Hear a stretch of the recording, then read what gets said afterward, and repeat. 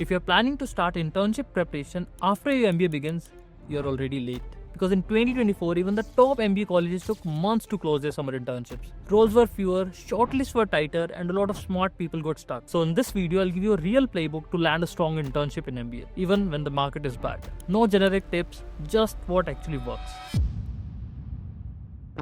So here's the truth. Your internship isn't cracked in interview season. It's built months before that because internship selection is basically a shortlist game. And shortlists usually depend on three things. First is role clarity. Do you know what you want? Second, proof of work. Have you ever done anything real? Third, signals. Does your CV really look like someone who can actually deliver? So if you have these three things right, interviews become easier. So let's break down the exact steps. Step 1, pick one track. And most people lose right here. So what is the biggest reason students miss good internships? They apply everywhere. Marketing, consulting, product, finance, and even strategy.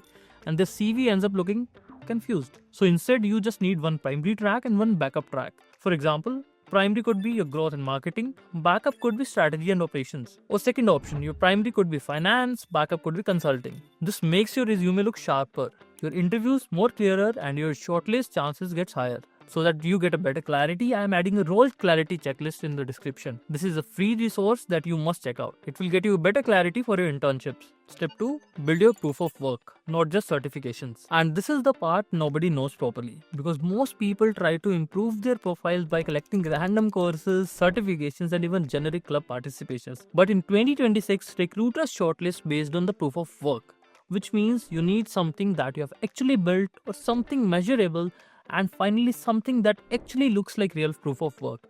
Here are few examples of proof of work projects. If you want to work in marketing or growth, maybe run a campaign for a local business or build a funnel teardown of a brand. Third is create a GTM plan and test it with real customers. Second example is if you want to get into consulting or strategy, build a marketing entry strategy deck.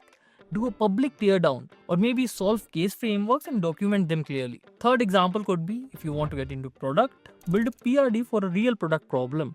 Do a feature prioritization case. And finally, create a user research plus insight report. I know this can be a lot to digest, so I'm linking a Notion proof of work portfolio template that you can download below. Step 3, recruiters' favorite CV in 2026. So let's talk about CV in detail. And if your CV looks something like this, where you have written responsible for social media, worked on research, helped with strategy, bro, you're dead. Recruiters want impact. Your bullet point should something like this. Improved conversion by X%, built a pipeline of 50 leads, created a strategy that reduced cost by X, analyzed 30 companies and got shortlisted in 8. And that is exactly what you need to do in your CV. Don't just add some random stuff which looks really good. You need to add something that you have actually done and show the impact in numbers. And to do this smartly, create a master resume, then make a one-pager resume for every role. I'm sharing a master CV format in the description that you can download and edit it accordingly. Step 4. Don't just rely on campus placements, because outreach still works. Most MBA students think internships can only happen during campus placements, and that's really wrong because best opportunities can be found through alumni connections, cold outreach, founders office internships, and niche roles that never get posted publicly. So here's what you need to do. Figure out the roles you want to work for, prepare CVs for different roles, and then create an Excel sheet with contacts of your alumni, recruiters, HRs, and even job openings.